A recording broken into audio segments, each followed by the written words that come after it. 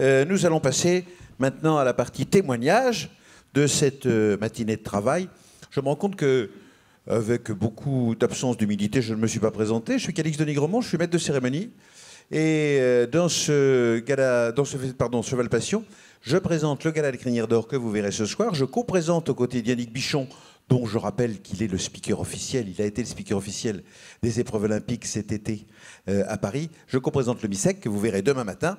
Et j'ai la mission de présenter la matinée que nous allons passer ensemble avec des témoignages qui vont être apportés ici dans quelques instants par des professionnels de la profession. C'est pourquoi j'ai l'honneur et le privilège d'accueillir ici Stéphanie Pires, Vérane Beaumont, Guillaume Assir-Bécard et Laurent Galinier, que vous voudrez bien applaudir. Hop, venez jusqu'à moi, c'est le moment où vous allez travailler. Voilà. Alors, je crois qu'il y avait une espèce de protocole qui avait été prévu pour l'emplacement. Je crois que, normalement, c'est dans ce sens-là. Voilà. Regardez, c'est comme ici. Donc, Stéphanie, vous êtes là. Voilà. Juste à côté, vous avez Vérane. Et ici, vous avez Laurent. Et ici, vous avez Guillaume. C'est très genré comme organisation, vous avez vu? Voilà. Et moi, je suis non-binaire, donc je suis au milieu. Voilà, c'est ça. C'est logique. Vous pouvez vous asseoir, je pense que c'est le mieux. Oui, voilà. Bonjour et bienvenue à tous les quatre. Commencez à empoigner des micros, parce qu'à mon avis, vous en aurez l'usage durant toute cette matinée, parce que sinon, on ne vous entendra pas. Voilà. Et nous allons commencer par une salve de questions assez simples qui vont nous permettre de nous familiariser avec vous, votre parcours, et ce qui vous a amené à devenir des professionnels du spectacle, et pour certains, pour à peu près tous, des professionnels de l'humour, ou à peu près. Commençons par Laurent Galinier. Laurent Galinier, c'est ce monsieur. Voilà. Vous pouvez l'encourager. Laurent, qui êtes-vous? Wow. Oui, bah oui, il faut commencer avec une question un peu vaste. Laurent Galinier, oui, donc professionnel du spectacle, et par hasard, je suis tombé dans l'humour avec les chevaux. Comment vous avez débuté dans l'équitation? Parce que je sens bien que sinon, vous vous mettez sur les rails. Ah bah très bien, je vous remercie. Voilà. Comment vous débutez dans l'équitation? Alors, de façon assez classique, en club. De mes 9 à 15 ans, j'ai passé l'éperon d'argent à mes 15 ans. Mais ça, dans quel coin vous étiez? Au sud de Toulouse. Okay. Sud de Toulouse.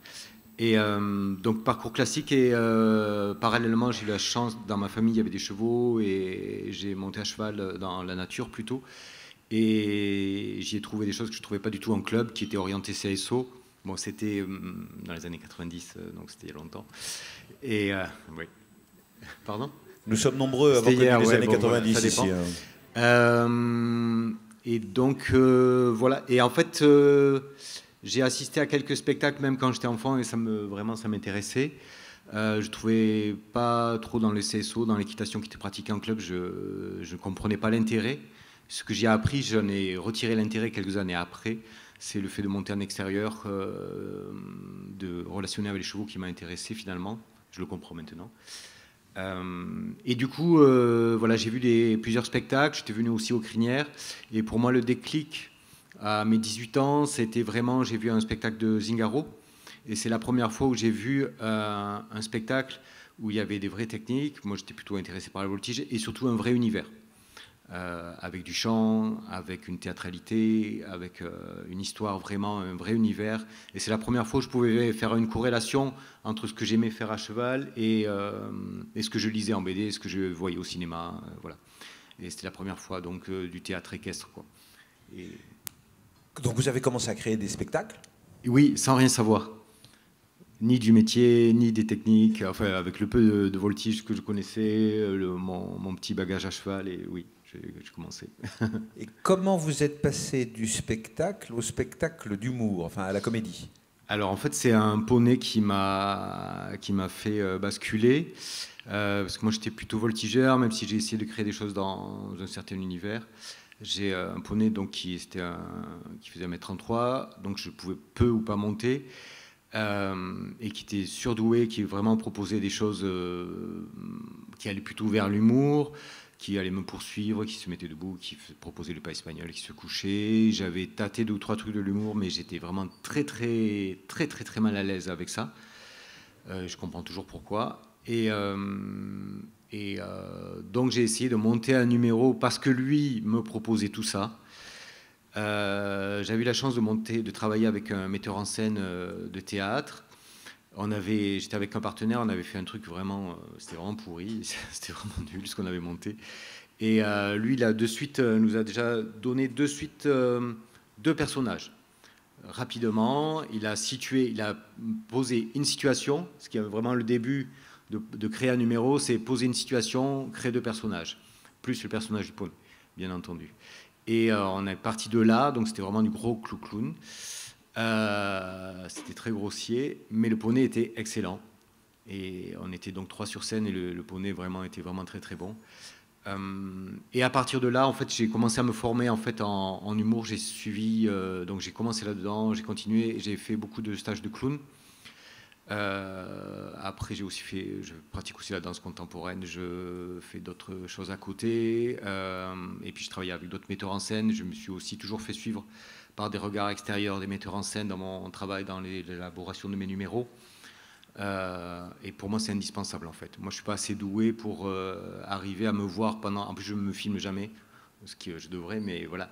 Et donc, c'est ça qui me permet d'avancer en fait. Et j'ai répondu à votre question. Oui, c'est parfaitement. Alors parfaitement. Merci. Je vous en remercie. Nous allons passer à Guillaume Assir-Bécard, qui ne prendra pas la parole tant qu'il n'aura pas été applaudi. Guillaume Assir-Bécard, vous, pourquoi les débuts, la carrière, le spectacle, l'humour, tout ça?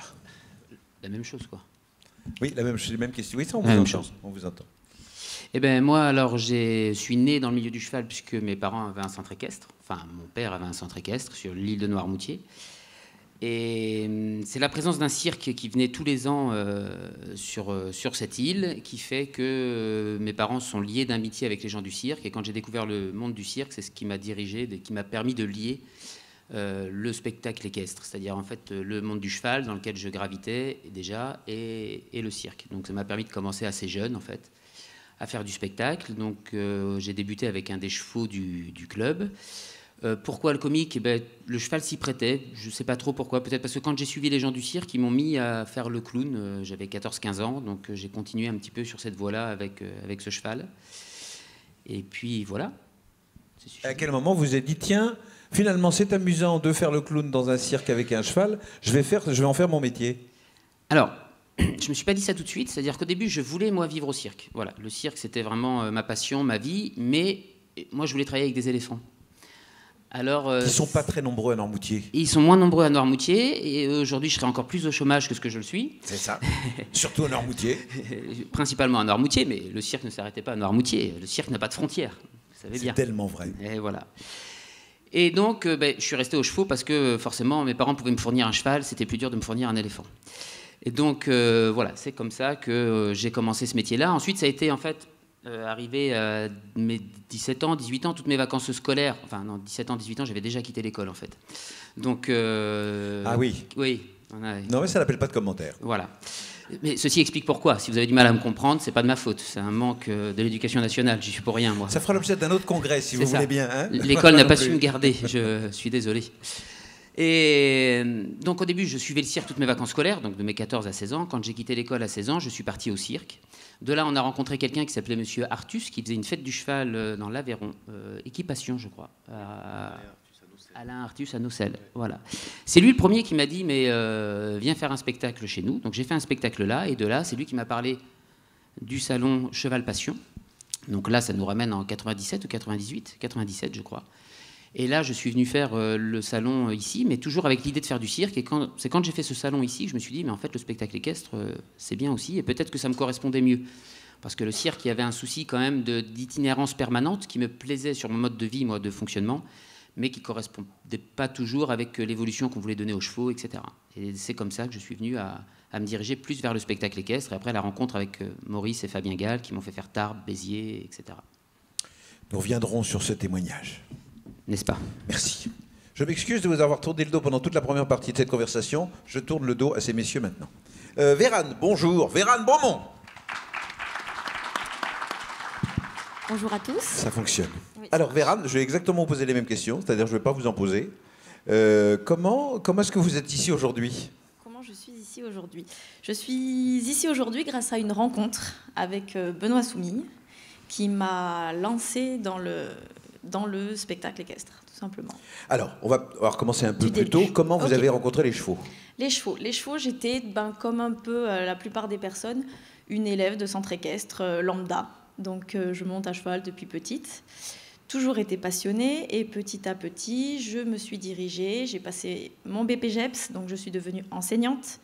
Donc c'est la première partie de ma petite vie pour le moment. Ça fait déjà 10 ans. Et c'est après, il n'y a que 4 ans environ, que j'ai rencontré Benoît et que j'ai commencé le spectacle équestre. Ça veut dire que vous n'aviez jamais fait de spectacle équestre? À l'époque, vous étiez enseignante et vous étiez... Le spectacle équestre que j'ai pu faire enseignante, c'est la fête du club qui était très importante en fin d'année. Ça, c'était le truc, le moment qu'on attendait à chaque fin, que ce soit en tant qu'élève ou en tant qu'enseignante. Et sinon, rien de plus. Dans lesquels vous aviez ces spectacles du club, vous aviez un rôle un peu actif, vous étiez impliqué, vous étiez interprète. Enfant, j'en participais. Je participais. Et quand j'étais enseignante, du coup, j'étais la metteuse en scène, quoi. Ok, mais vous n'étiez pas dans le spectacle quand vous étiez enseignante? Pas forcément. Des fois oui, des fois non. Ça dépendait. D'accord. Voilà. Je ne vous parlerai pas de scolarité, parce que, par l'exemple qu'on a eu de l'autre côté, Guillaume, je ne vais pas abuser. On reviendra sur vos débuts dans le spectacle et la rencontre avec Benoît, dont vous me disiez qu'elle était importante. Nous allons passer maintenant à Stéphanie Pires, qui est la dernière à être applaudie, et pas la moindre, qui a sur cette estrade un statut particulier, disons-le tout de suite, parce que je vous appelle Stéphanie Pires, mais je pourrais vous appeler Ponycorn, comme c'est inscrit sur votre casquette, puisque... Alors, vous avez, vous, une expérience qui ne ressort pas du spectacle équestre, mais plutôt du milieu équestre, dans les médias et dans les réseaux sociaux, pour faire extrêmement rapide. Alors, je vous laisse vous présenter, ce sera plus simple. Mais oui, moi je ne pratique pas le spectacle vivant à proprement parler comme mes collègues. Ce qui ne veut pas dire pour autant que vous pratiquez le spectacle mort, ça n'a pas de rapport. Oui. Non, bien au contraire. Oui, c'est vrai, moi c'est plutôt la partie média et digitale. Donc c'est un peu différent puisque j'ai la chance de pouvoir monter mes pièces et puis avec le montage vidéo et de tricher un petit peu, mes collègues un peu moins vu que le public est en direct. Oui, expliquons clairement les choses. Vous avez des pastilles vidéo sur YouTube, enfin sur les réseaux sociaux, où vous vous mettez en scène voilà. dans un milieu équestre. Oui, c'est ça, c'est de l'humour du milieu équestre, beaucoup d'autodérision surtout, et c'est sous forme de sketch avec des personnages que j'ai créés et qui sont rejoints par le logo Ponycorn. Donc comment vous avez débuté, vous, dans le monde équestre? Alors, comme beaucoup de gens, j'ai débuté à Poney, dans des centres équestres. Dans quel coin vous étiez? En Vendée. Okay, vous aussi, d'accord. Voilà, ouais. Il y a un réservoir. Oui, il y a un gisement. Il y a une réserve naturelle. Donc j'ai fait du poney, beaucoup de galops sur la plage, voilà, absolument pas du tout de spectacle équestre. J'ai suivi des études, je suis partie dans un milieu tout autre que l'équitation, que l'équestre, et puis à 30 ans à peu près, j'ai été auxiliaire vétérinaire, et puis à 30 ans, j'ai voulu me lancer à mon compte en tant que masseur équin en 2017.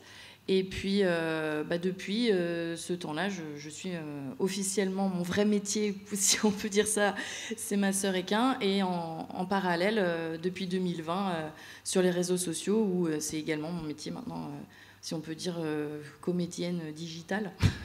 Ça, c'est bien, ça sonne bien à l'oreille. Et du coup, vous ne vous êtes jamais essayé au spectacle vivant, pour employer l'expression qui est celle du ministère de la Culture? Alors, j'étais cavalière à la Cinécénie du Puy du Fou pendant 3 ans. Comme à peu près tous les cavaliers vendéens? À peu près. Mais non, moi, le spectacle vivant que je faisais, c'était chez mes parents le dimanche soir avec mon petit frère, et puis on faisait des sketchs à 2 francs 6 sous, quoi. Ouais. Voilà. C'est déjà une expérience, on va dire. Oui, tout à fait. Et comment vous est venue l'idée de faire des pastilles vidéo? Alors c'est un peu improbable puisque pendant le premier confinement en 2020, je ne pouvais pas travailler en tant que masseur, et mes collègues, où je faisais aussi un peu de gardiennage d'écurie, mes collègues me manquant beaucoup, je m'étais mis comme quelques personnes sur TikTok, et je n'y connaissais absolument rien en réseaux sociaux. Je pensais que c'était naïvement comme Facebook, et mes 4 copines qui me suivaient sur TikTok, je pensais qu'il n'y avait que elles qui pouvaient voir les vidéos. Et j'ai posté une vidéo caricaturale d'un moniteur de centre équestre qu'on a dans notre coin, Serge. Merci. Et du coup, Serge nous faisait beaucoup rire et j'ai envoyé la vidéo pour mes copines. Sauf qu'une heure ou deux après, la vidéo, elle comptabilisait 100 000 vues, donc j'ai paniqué. Je me suis dit, qu'est-ce qui se passe? C'est quoi ce bazar? Qui sont ces 100 000 personnes avec des centaines de commentaires? Le lendemain, ça a fait 1 million de vues et les gens m'ont demandé de continuer, que c'était drôle, fais la monitrice qui fait ci, qui fait ça. Et en fait, j'ai jamais arrêté depuis. Voilà, c'est l'histoire. Beau parcours. Merci. Nous reprenons nos témoignages là où nous les avons laissés, c'est-à-dire au premier spectacle. Laurent, parce que j'ai une espèce de giratoire que j'organise comme ça. Quel a été votre premier spectacle et j'ai envie de dire, quel a été votre premier spectacle comique? Et est-ce le même? Non, ce n'est pas le même, non. Parce que ce que j'évoquais tout à l'heure, c'était pas le même. Donc le premier spectacle et le premier spectacle. Non, je parlais des prémices du premier spectacle comique qui n'est pas bon à mon avis, avec le poney excellent. Et ensuite, ça a été une formation en fait, et avec le poney. Et quel est le premier spectacle, le premier numéro avec lequel vous avez tourné? Je sais plus. Minotaur. Oui, il y a celui-ci, mais avant, j'étais voltigeur, j'avais des petits numéros. Non, mais j'entendais à titre personnel. Enfin, oui, c'est avant, j'avais, je dirais, ouais, la vraie création, peut-être pour moi, la plus aboutie, c'était un numéro avec un bâton qui était un peu tribal, en fait, et qui était un peu le plus abouti au niveau chorégraphique, au niveau écoute de la musique, au niveau rythme. C'est celui-ci avec lequel j'ai tourné. Le Minotaur était ensuite.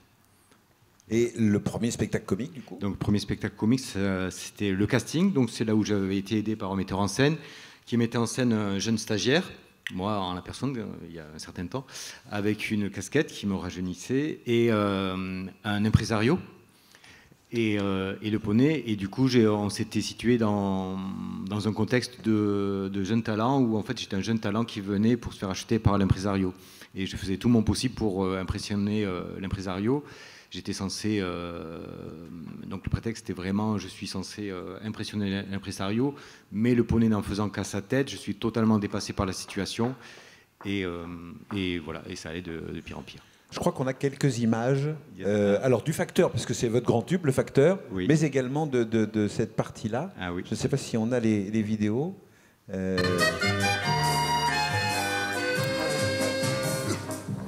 Laurent, est-ce que c'est ça là? Oui, ça c'est une version remixée, ça va après quoi. Ça c'est l'équitation. J'ai aussi une méthode d'équitation. Voilà. Alors la position c'est épaules relâchées.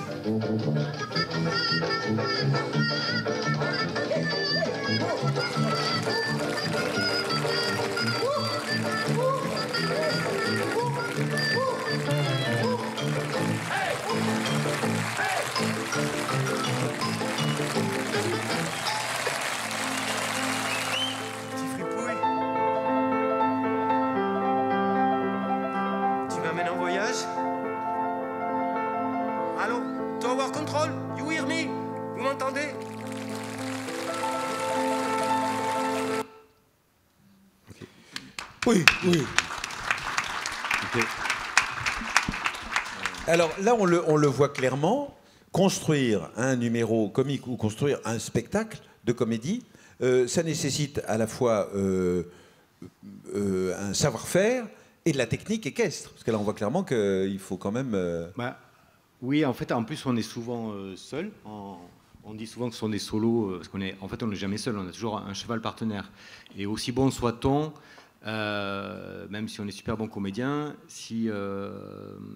enfin, pour moi, mon enjeu, c'est vraiment toujours de mettre le curseur aussi haut pour moi dans le jeu que techniquement pour le cheval.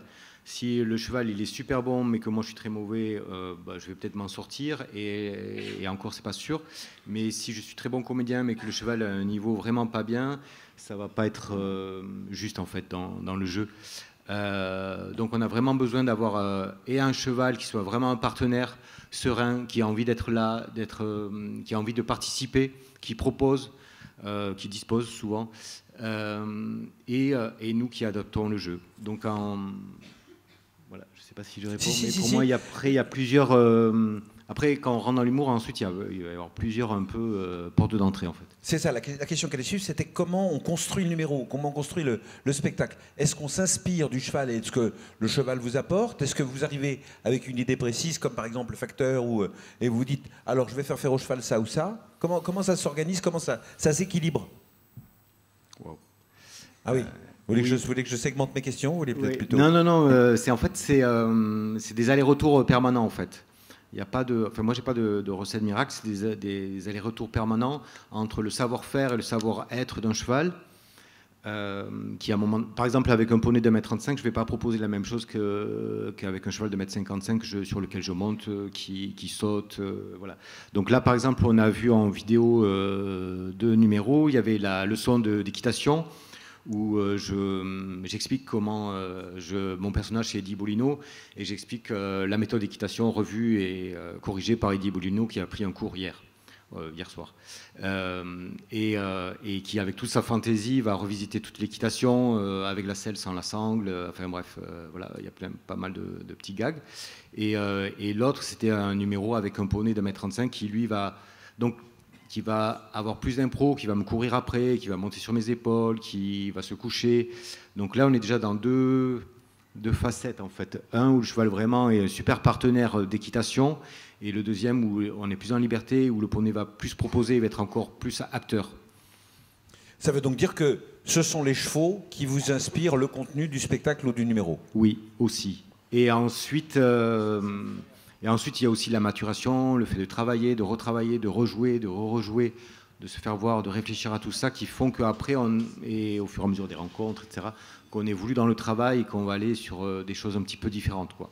Ce qui fait qu'aujourd'hui, je peux encore jouer des choses que j'ai proposées il y a 10-15 ans, mais voilà, je vais aller sur d'autres sensibilités aujourd'hui, quoi. Vous avez fait mention de la présence d'un metteur en scène. Oui. Quel intérêt, quel apport ça a? Pour moi, c'est essentiel, mais voilà, parce qu'en fait, j'ai la chance d'avoir pas mal d'idées, mais ça ne suffit pas. Et à un moment, c'est ce qu'on appelle le regard extérieur, en spectacle vivant, en théâtre. En fait, souvent dans les spectacles équestres, c'est en train de changer, mais c'était le seul endroit où en fait il y avait des gens qui avaient assez d'ego pour aller en spectacle sans avoir quelqu'un qui leur dise en fait là ce serait peut-être plus intéressant à ce moment-là de proposer autre chose, etc. Et parce qu'en fait même si on est bon à cheval ça suffit pas. L'intérêt pour moi de l'humour, du travail sur l'humour, ça m'a amené à m'interroger sur ma présence sur scène. Ma présence sur scène, qu'est-ce que j'amène sur mon travail, voilà, sur le travail dans l'espace, qu'est-ce que j'envoie comme message au public, qu'est-ce que je transmets corporellement en termes d'énergie au public, quelle est la sensibilité que je veux mettre en avant. Et là, si on travaille avec quelqu'un qui est voilà, un peu affûté, on va pouvoir avancer là-dessus. Affiner son propos, construire bien son spectacle dans le rythme.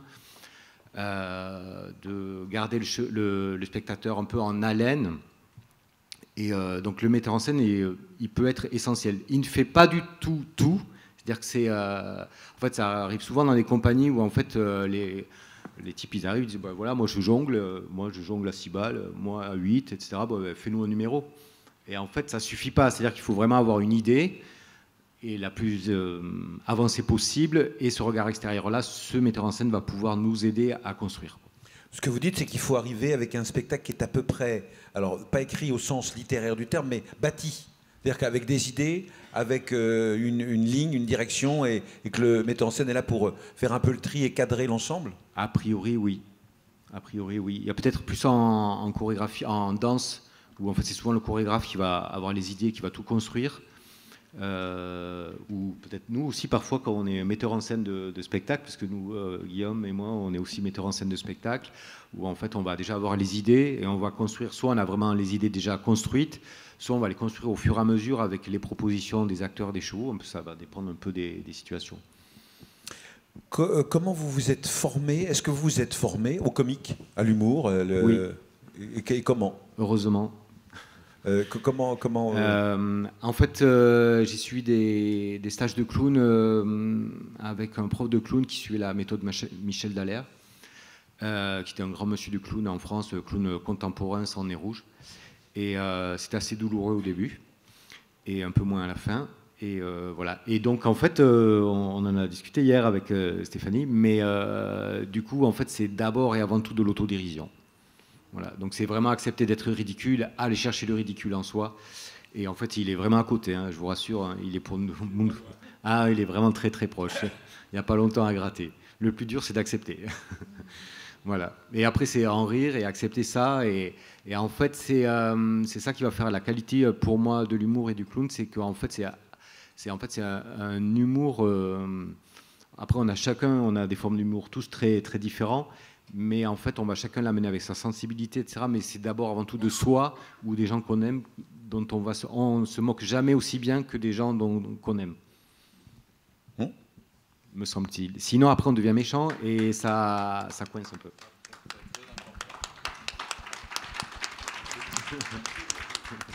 Merci Laurent. On va poser les mêmes questions à peu près à Guillaume, eu égard à son parcours.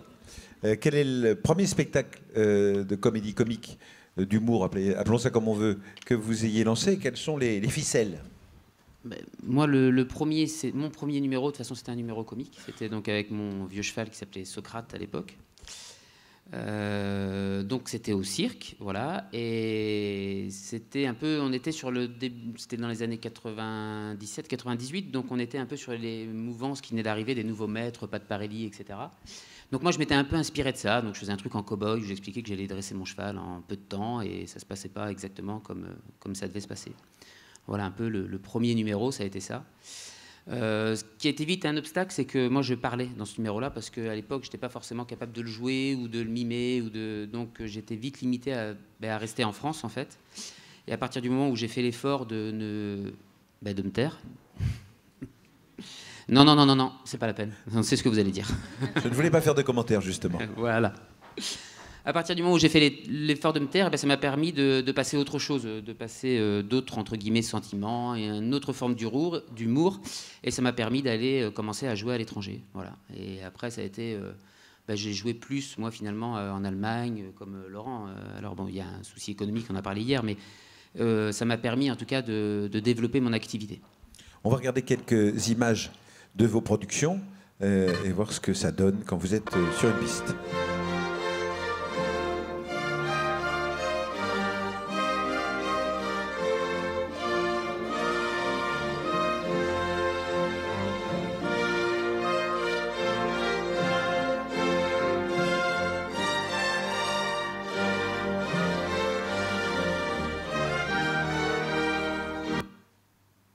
C'était court, hein? Ah, voilà, il y a une deuxième.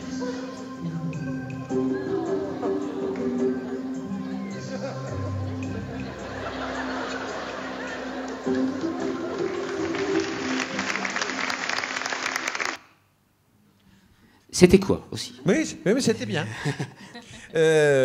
Comment vous abordez la construction d'un spectacle? Comment vous vous dites, tiens... je dois faire un numéro, je dois créer un nouveau numéro. Comment je m'y prends? Alors, moi, il n'y a jamais un moment où je me dis, tiens, il faut que je crée un nouveau numéro, en fait. Ça vient un peu naturellement ou ça vient pas. Alors, soit avec les chevaux, en effet, que j'ai à la maison, et c'est le cheval qui guide un petit peu ce qui va se passer. C'est-à-dire, je prends un cheval, je commence à le travailler, et en fonction de ce qu'il donne, je me dis, tiens, soit je vais plutôt l'orienter vers de la liberté, soit je vais plutôt l'orienter vers du travail comique, parce que je le sens bon pour ça. Et après, l'histoire en elle-même, ça vient vraiment comme ça, c'est les aléas de la vie qui font que je vais faire tel ou tel thème, tel ou tel numéro. Là, on voit la version avec le chien, par exemple. Là, après, je l'ai faite en clochard. Le numéro, techniquement, il y avait exactement les mêmes choses, mais la mise en scène était légèrement différente et ça m'a permis de le rejouer et de le jouer ailleurs. Alors, je l'ai faite en clochard parce que je sortais d'une période un petit peu compliquée financièrement, professionnellement. Et voilà, l'idée est venue comme ça. Donc, il n'y a pas un moment où je me dis, tiens, comment je vais construire la chose? Après, quand je prends un cheval et que je sais que je vais l'orienter vers le comique, évidemment, il y a des méthodes de travail, il y a des techniques. Moi, une même figure, en fait, on peut lui faire dire plein de choses. Un cheval qui se couche, on peut jouer à un moment émotion sur un numéro de liberté en faisant coucher le cheval à la fin. Comme sur le même exercice, on peut jouer à un moment humoristique si on fait style que le cheval ne veut pas se relever, etc. Donc, ce n'est pas tellement l'exercice en soi qui va être, je pense, qui va faire le truc. Alors, le cheval qui pousse, qui ramasse le chapeau, oui, mais Mais d'un même exercice, on peut lui faire dire plein de choses en fonction de comment nous, on va le jouer et comment on va amener la mise en scène du numéro. Après, pour moi, ce qui est important sur les chevaux, vraiment, que j'avais appelé un peu acteur ou comédien, c'est de pouvoir, moi, jouer sans que ça perturbe le cheval. C'est-à-dire que les chevaux sont, vous le savez tous, puisqu'on est tous à cheval, les chevaux sont des véritables éponges et émotionnellement, ils ressentent énormément ce que nous, on va transmettre et on va ressentir. Et ce qui va être, pour moi, le plus difficile, après Laurent, je pense que c'est pareil, c'est si à un moment je jouais un personnage, quand je jouais le colonel, qui était un personnage un peu hystérique, un peu coléreux, il faut que je puisse, moi, me mettre en colère sur scène, le jouer, sans que ça impacte sur le cheval. C'est-à-dire que sans que ça me le mette, entre guillemets, à l'envers, parce que j'ai joué ça et qu'il se sent concerné par ça. Donc le travail va être ça, pour moi, beaucoup, c'est de pouvoir, moi, jouer, me mettre dans un état qui est réclamé par la mise en scène, par le numéro, et que le cheval fasse la différence entre le moment où moi je joue et le moment où en effet, je vais changer d'attitude parce qu'il ne répond pas comme je veux, etc. Mais va être ça qui va être le plus gros travail sur le cheval, en tout cas, c'est de pouvoir jouer librement sans que ça impacte la technique et que ça impacte l'état émotionnel de mon cheval. Il faut que je puisse transmettre l'émotion au public sans forcément la transmettre au cheval. Que le cheval comprenne bien la différence entre le personnage qui est incarné et le cavalier qui fait son Exactement. travail. Et ça, c'est là où je dirais que c'est un peu sélectif par rapport aux chevaux, parce que les chevaux qui sont très émotifs, trop émotifs peut-être, vont avoir du mal à faire cette différence-là. Et c'est pour ça qu'il nous faut des chevaux, en tout cas, je ne sais pas si tu as ça, des chevaux assez froids et qui puissent être posés pour pouvoir jouer ça. Et je pense au club, par exemple, si on se dirige vers un spectacle qu'on va mettre en place pour un centre équestre et qu'on va demander à l'enfant ou à l'élève de jouer quelque chose, et parfois pour atteindre le truc juste, il faut le jouer d'une manière un peu exubérante pour trouver pour pouvoir dire là, bon, parce que souvent ils sont timides un petit peu, donc on est obligé de leur dire joue le plus pour pouvoir après lui dire de faire moins. Il faut qu'en face on ait un animal qui puisse être posé et calme pour pas perturber la relation entre le cheval et le cavalier et mettre en danger le numéro. Un metteur en scène ? Alors, moi, je suis complètement d'accord avec Laurent. Voilà. Mais moi, c'est vrai que je n'ai pas fait appel à des metteurs en scène sur mes numéros. J'ai demandé conseil, par contre, à des gens autour de moi, mais c'est vrai que je n'ai jamais fait appel mais c'est un tort. Je rejoins complètement Laurent là-dessus. Un regard extérieur. Quand on est sur scène, on ne se rend pas compte de ce qu'on fait. Donc, moi, souvent, j'attends le regard du public. Je me dis ça marche, ça marche pas. Je ne travaille pas tout à fait comme ça. Je ne fais pas appel à des metteurs en scène, mais je le rejoins complètement là-dessus. C'est un tort que j'ai. Alors pourquoi je ne fais pas appel à des metteurs en scène ? Sûrement parce qu'il n'y a pas plus radin que moi. Et puis c'est comme les éléphants, à Noirmoutier, les metteurs en scène ne courent pas les rues non plus. Alors ça, c'est pas vrai. À Noirmoutier, nous avons une pléiade d'artistes. La preuve, regardez rien qu'en Vendée, le nombre d'artistes que l'on a. Non. Oui, c'est pas faux. Non. Non, mais franchement, je sais pas, c'est de la feignantise, c'est de ne pas faire l'effort. Mais je rejoins complètement Laurent là-dessus. Avoir un regard extérieur, un metteur en scène qui n'est pas forcément de l'univers du cheval d'ailleurs, ça permet de complètement évoluer, ça permet de toucher le tout public, ça permet de jouer peut-être plus juste, d'avoir une précision. Après, on n'est pas obligé de l'écouter, mais d'avoir un regard extérieur, je pense qu'en effet, il a complètement raison. De faire cet effort-là, c'est essentiel. Ouais. La formation, vous avez une formation spéciale pour l'humour ou pour le métier de comédien, ou simplement aussi À l'école. Mais comme j'ai arrêté tôt... Ah oui, c'est ça. Non, ça n'aide pas non plus. Oui. Non, mais le cirque, moi, c'est le cirque qui m'a permis de... les gens du cirque chez qui j'étais, c'était ce qui, eux, se définissaient comme des banquistes, en fait. Donc, c'est-à-dire que c'était pas des artistes incroyables dans une spécialité, mais ils étaient capables de tout faire. Donc là-bas, j'ai énormément appris, et l'improvisation, en fait, parce qu'avec rien, ils arrivaient à faire du spectacle, à faire tout. Donc moi, vraiment, c'est le cirque qui m'a formé. J'ai pas fait de formation particulière, j'ai pas fait d'école, mais c'est vrai, le cirque, on fait beaucoup de spectacles avec des publics différents, dans des conditions difficiles.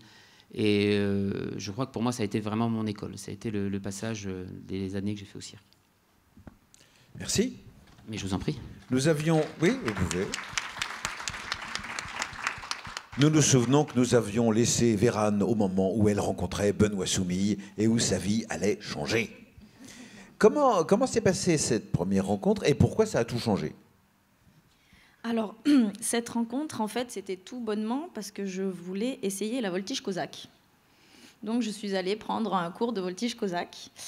Et puis, 1, 2, 3. Et puis, il m'a dit, oh, bah tiens, on a un spectacle, si tu t'ennuies, si tu peux venir... parce qu'il manque un peu des petites mains, bref. Et puis, c'est sympa le spectacle. Et puis après, j'ai commencé à travailler pour lui. Et en travaillant pour lui, en faisant une chose, une autre, il m'a dit, oh tiens, un jour, il m'a montré en fait une vidéo d'un vieux numéro de cirque. Et il m'a dit, tiens, viens, et si on essayait de faire quelque chose comme ça ? Et voilà. ça a commencé comme ça. Donc c'était le premier numéro comique dans lequel vous étiez. C'était le premier numéro comique, ouais. Est-ce que c'est celui que nous allons voir maintenant et qui a été présenté au Crinière d'Or? C'est exact. Regardons les images. Benoît Soumi et Vérane Beaumont.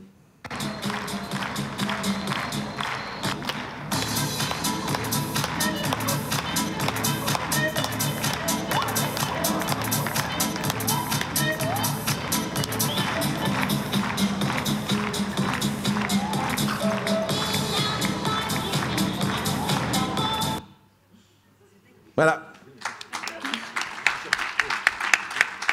Si je résume, et je résume un peu, vous avez commencé votre carrière d'artiste équestre au Crinière d'Or.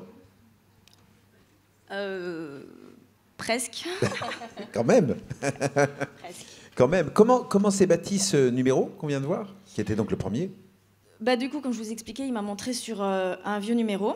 Et puis, on a commencé à le faire parce que Benoît, il fait des spectacles un peu chez lui l'été. Et donc, oui, alors précisons que Benoît se trouve il y a quelques kilomètres d'ici. Oui, on est près de Saint-Rémy. C'est ça. Ouais. De Provence. Et donc, on a commencé un petit peu. On avait une première ébauche de ce numéro-là, parce que c'est pas la première version.